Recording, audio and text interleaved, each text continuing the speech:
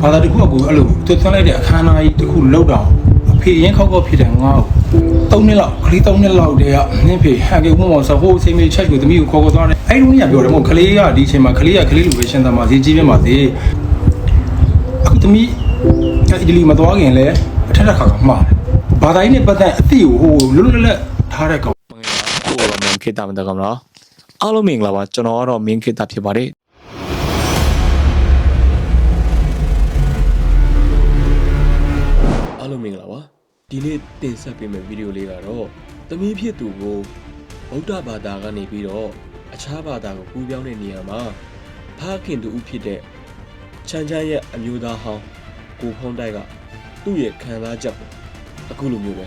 လာရောက်တင်ဆက်ပေးတော့ဖြစ်ပါတယ်ကဲဗီဒီယိုလေးကိုကျွန်တော်နဲ့အတူတူလိုက်ပါကြည့်ရှုပေးဖို့တော့ဖိတ်ခေါ်လိုက်ပါ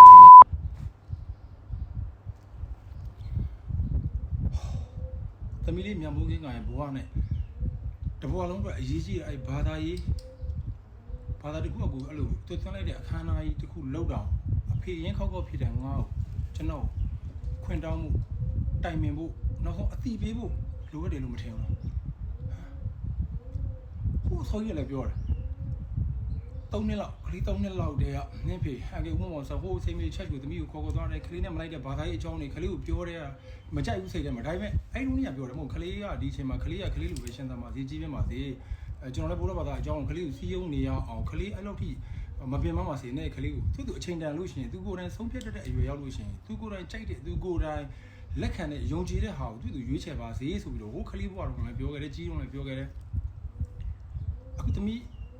အီတလီမသွားခင်လဲအထက်ခါကမှားတယ်အဲ့လိုကြီးမလုပ်ပါနဲ့တခုဆိုလို့ရှိရင်ကျန်တဲ့ကိစ္စတွေငါစိတ်ဝင်စားသမီးနဲ့ပတ်သက်ရင်အကုန်လုံးငါသိတဲ့နဲ့ထင်တာချမ်းပြောပါအထူးသဖြင့်ဒီဘာသာရေးကိုငါချင်းမောင်းတဲ့ထဲမှာမပေါ့ဟိုးရင်နဲ့ငါကိုယ်တိုင်စိတ်မျိုးချက်ကိုလိုက်ပို့ခဲ့တဲ့ကောင်မှာခရစ်စမတ်ဆိုလို့ရှိရင်လည်းနင်းကိုကလေးကိုငါလိုက်ပို့ခဲ့တဲ့ကောင်တဲ့လားအဲ့လိုဒီငါချင်းမောင်းတဲ့ကောင်မဟုတ်ဘူး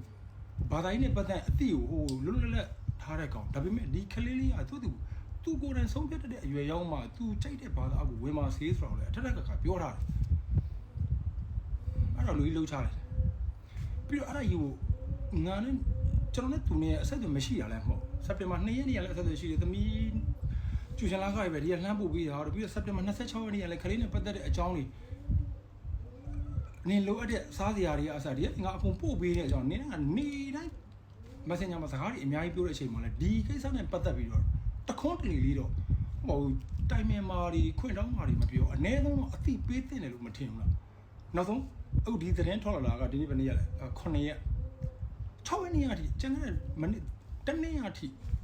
messenger မှာစကားပြောသေးတယ်ငါရှိမှရှူတင်မနက်ကောညအောင်အဲ့လိုသွားနေရလို့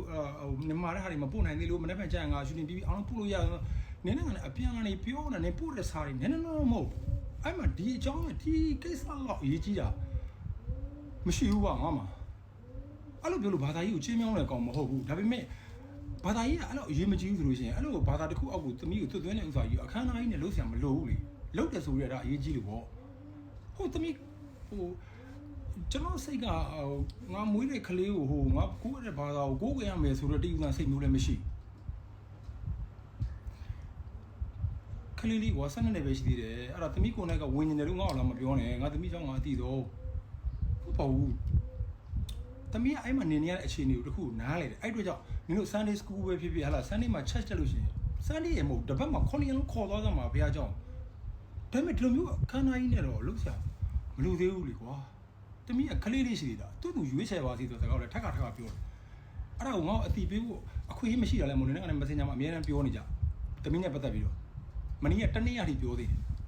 ဆိုအဲ့ချိန်မှာလည်းဒီကိစ္စနဲ့ပတ်သက်ပြီးတလုံးတလီလေးတောင်အဖေရင်ခောက်ဖြစ်တယ်ငါ့ကိုတိုင်မင်နာတွေဟိုအခွင့်တောင်းတာတွေထောင်းအတိလေးတောင်တစ်ချက်မပေးဆိုတော့များတယ်ကျန်တဲ့ကိစ္စတွေမှာသမီးနဲ့ပတ်သက်မမျှော်လင့်တာရှိမှာမင်းတို့အဲ့ဘာသာလည်းအဲ့လိုကိုဘာသာတွေဝင်လို့ငါတကိုးရှုံးသွားတာလည်းမဟုတ်ဘူးငါဘာသာတွေဝင်လို့တကိုးနိုင်သွားလည်းမဟုတ်ဘူးသူ့ဖះကောင်းတယ်ကိုဖះကောင်းတယ်ဖះလူနေရအောင်လည်းငါအဲ့လိုဒီမကျင်းမြောင်းဒါပေမဲ့ဟိုမီယိုပလာဗုဒ္ဓဘာသာမဟုတ်တဲ့ငါကအဲ့ကလေးနဲ့ပတ်သက်ဟိုကလေးကိုဝင်အရင်မာကြီးတွေကညာနဲ့အဲ့ဘိုက်ကိုပို့ပြီးတော့ပထမ်းယူပေးခဲ့တဲ့အဖေအဲ့လိုပြောလို့ဟိုဘာသာရေးအကြောင်းပြောတာမဟုတ်ဘူးကွာအခုဒီနေ့ဒီလိုမျိုးသာမပြောထားလို့ရှိရင်ဒါကြီးက तू က တရားဝင် online ပေါ်မှာတရားဝင်ဟိုတနိုင်ငံလုံးတစ်ကမ္ဘာလုံးသိတဲ့ကိစ္စကြီးမှာအနည်းဆုံးအဖေဖြစ်တဲ့ငါသဘောမတူဘူးကွာဒီကိစ္စကိုအဲ့ဒါဟိုခရစ်ယာန်ကိုမကောင်းပြောရလည်းမဟုတ်သမီးတို့ကကြိုက်လို့ရှိရင်အစ္စလာမ်ပဲဝင်မယ်ဂျူးလည်းပဲဝင်မယ်ဂျိန်းဘာသာတွေပဲဝင်ကြိုက်တဲ့ဘာသာတွေဝင်မယ်သမီးကိုနိုင်ကစဉ်းစားဆုံးဖြတ်တဲ့အရွယ်ရောက်လို့သူရွေးချယ်တယ်လို့ရှိရင်ဘယ်ဘာသာပဲဝင်မယ်နောက်တော့ free တင်ကောဘယ်ဘာသာမှမကိုးကွယ်ဘူးဆိုလဲငါတို့အရေးမကြီးဘူးအခုကငါခရစ်ယာန်နဲ့ဝင်သွားလို့ငါဘုရားဘာသာဘက်ကတကူရှုံးသွားတယ်ဆိုပြီးပြောတာမဟုတ်အဖေရင်ခောက်ကအနည်းဆုံးတော့အတိပေးတဲ့တယ်ပြီးတော့ဒီကလေးကဆုံးဖြတ်တဲ့အရွယ်မလို့သူဝင်သွားမပြောကြိုက်တဲ့ဘာသာဝင်ကွာငါတော့မှအဲ့ဘာသာတွေကိုဟိုဘာသာရေးနဲ့ပတ်သက်ပြီးအကုန်လုံးလွတ်လွတ်လပ်လပ်တွေးတဲ့ကောင်အဲ့လိုချင်းမြောင်းတဲ့လူလည်းမဟုတ်ဘူးဆိုတော့အဲ့လိုတစ်ဖက်သက်တွေကိုဟိုဘက်ကငါဒီဘက်ကနေအမြဲတမ်းတစ်ခုအဲ့ဘက်ကတစ်ခုတုံ့ပြန်တယ်ဒီဘက်ကဘာတစ်ခုမှမတုံ့ပြန်လူတွေငါ့ကိုဆက်ချက်လို့ဆက်ဘာမှလည်းအဲ့ဒါတွေဘောမှာငါတော့ကွာလူတွေဆဲတာတွေအရေးလည်းမကြည့်ဘူးဒါပေမဲ့ဒီကကြောင့်မပြောလို့မရတော့ငါသမီးလေးနဲ့ပတ်သက်တာပြီးတော့ဘာသာရေးအရေးမကြည့်ဘူးပြောလို့မရဘူးကွာသလားအရေးမကြည့်အဲ့လိုပွဲလန်းတယ်ပဲခန်းသားကြီးနဲ့မလုံးနဲ့လေ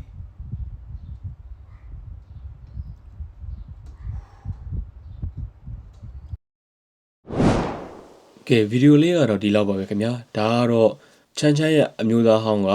သူ့မွေးခဲ့တဲ့သမီးကိုချမ်းချမ်းကနေပြီးတော့သူ့ကိုအတိမပေးဘဲနဲ့သမီးငယ်ကိုဗုဒ္ဓဘာသာကနေပြီးတော့တခြားဒီခရစ်ယာန်ဘာသာကိုကူးပြောင်းလိုက်တဲ့ဗီဒီယိုတစ်ပုဒ်ဖြစ်ပါတယ်ဒီကူးပြောင်းချက်နဲ့ပတ်သက်ပြီးတော့အဖေတယောက်အနေနဲ့သူ့ရဲ့ခံစားခဲ့ရတဲ့ရှင်နေခံစားချက်ကိုအခုလိုမျိုးပြောသွားတာဖြစ်ပါတယ်ကဲဗီဒီယိုလေးကိုလိုက်ပါကြည့်ရှုပေးတဲ့အတွက်အားလုံးကျေးဇူးတင်ပါတယ်နောက်ဗီဒီယိုလေးမှာပြန်လည်ဆုံတွေ့ကြအောင်ခင်ဗျာအားလုံးကျေးဇူးတင်ပါတယ်ဘိုင်ဘိုင်